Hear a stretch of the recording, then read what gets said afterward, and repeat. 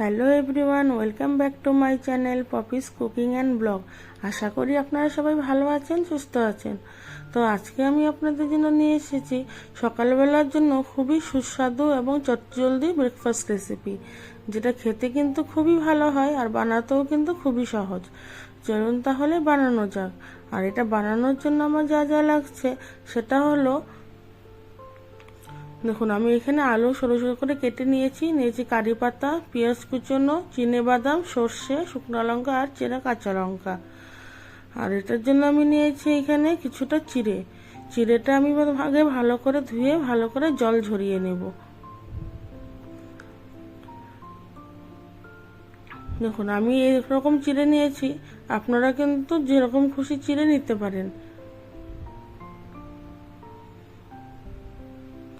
চিড়েটাকে এখন ভালোভাবে ধুয়ে পরিষ্কার করে জল ঝরিয়ে শুকনো করে নেব।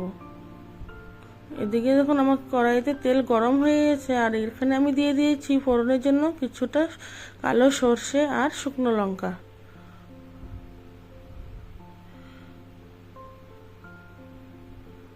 আর এখন আমি দিয়ে দিলাম এখানে কিছুটা কুচনো পেঁয়াজটা ভালোভাবে নাড়াচাড়া করে যখন একটু ভাজা ভাজা হয়ে যাবে তখন আমি এর মধ্যে দিয়ে দিব কিছুটা চিনেবাদাম।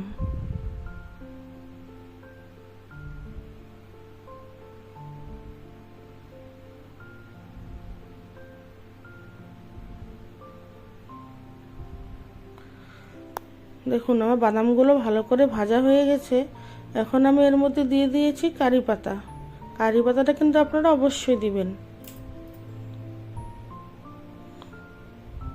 আর আপনারা চাইলে এর মধ্যে শীতে যেগুলো সবজি পাওয়া যায়, যেমন ধরুন মটরশুঁটি, গাজর, সেগুলোও দিতে পারেন।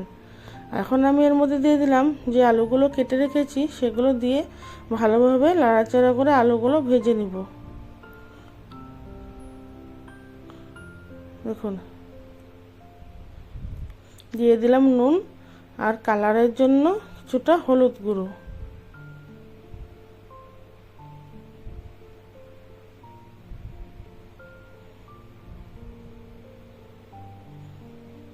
আলুগুলো এখন কিছু সময়ের জন্য ঢাকা দিয়ে রেখে দেব।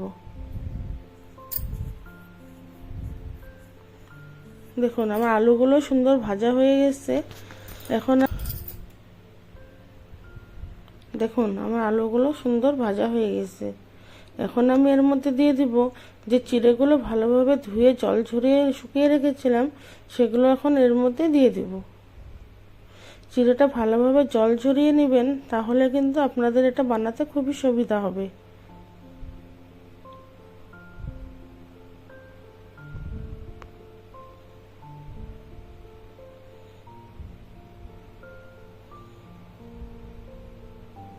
দেখুন আমার ভালো করে এটা মিশানো হয়ে গেছে।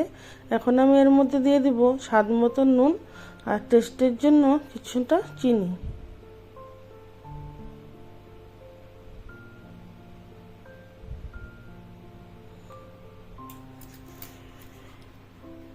চিনি দিয়ে ভালোভাবে নাড়াচাড়া করে এটাকে মিশিয়ে নেব।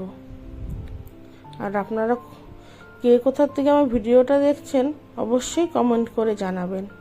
দেখুন আমাদের এটা কিন্তু হয়ে গেছে। এখন আমি এটাকে কিছুটা স্ট্যান্ডিং টাইমের জন্য রেখে দেব। দেখুন আমাদের কিন্তু সকালবেলা চটজলদি ব্রেকফাস্ট রেসিপি রেডি। এটা দেখতে যেমনই সুন্দর হয়েছে, খেতেও কিন্তু তেমনই সুস্বাদু হয়েছে। আপনারা অবশ্যই একবার এটা বাড়িতে ট্রাই করে দেখবেন। এ বাবা, যা লঙ্কাটা চলে গেলি! এত সুন্দর করে সাজালাম, ভাবলাম ফটো তুলবো, দেখুন না ফটো তোলার আগে কিভাবে পালিয়ে বেড়াচ্ছে।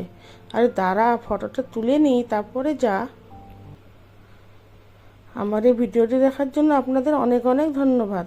আর আমার এই ভিডিওটি যদি আপনাদের ভালো লাগে তাহলে অবশ্যই একটি লাইক, কমেন্ট আর আমার চ্যানেলটিকে সাবস্ক্রাইব করবেন।